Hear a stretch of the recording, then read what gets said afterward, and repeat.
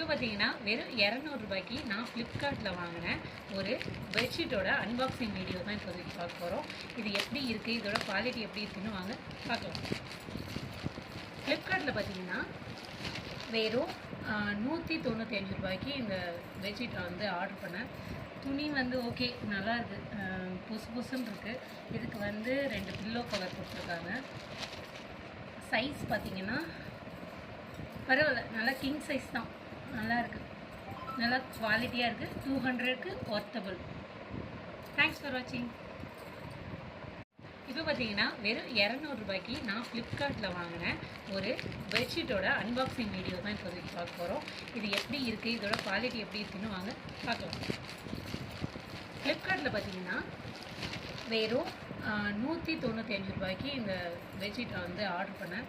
துணி வந்து ஓகே நல்லா இருக்குது, புசு புசு